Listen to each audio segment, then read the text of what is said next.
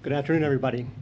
As President Biden has said, if Russia attacks Ukraine, we will respond decisively and forcefully to impose costs on Russia alongside our allies and partners.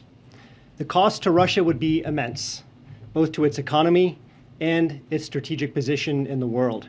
Our financial sanctions have been designed to impose overwhelming and immediate costs to the largest financial institutions and state-owned enterprises in Russia. They've been calibrated to maximize alignment with our allies and partners. They're flexible to allow for further escalation or de-escalation, depending on how Putin responds.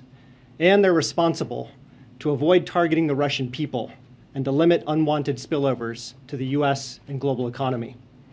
We're also prepared to impose powerful export controls as part of our response package.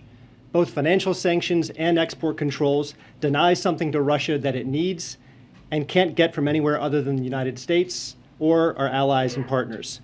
Financial sanctions deny foreign capital to Russia, and export controls deny critical technological inputs that Russia needs to diversify its economy and to deliver on Putin's strategic ambitions in aerospace, defense, and high tech.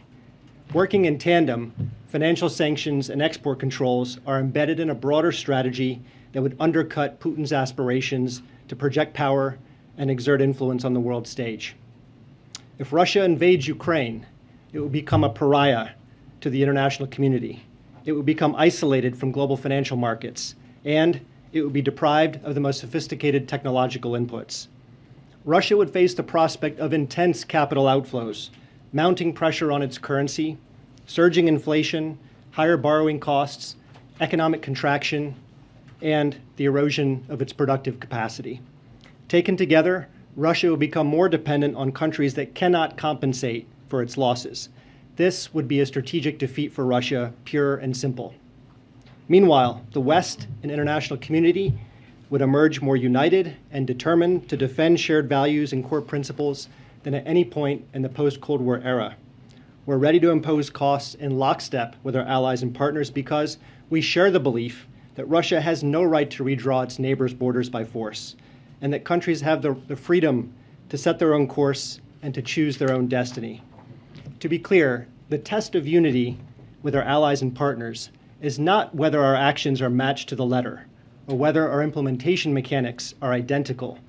The test of unity is whether we share a recognition of the core principles that are at stake, whether we share the resolve to defend those principles by imposing severe costs on Russia for its actions, and whether we're willing to do all we can to support each other and managing the consequences.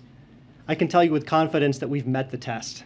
And on this last point, since I know many of you have asked, let me say that we are in active engagement with major energy consumers and major energy producers to coordinate potential actions to stabilize energy markets, and all of our tools are on the table.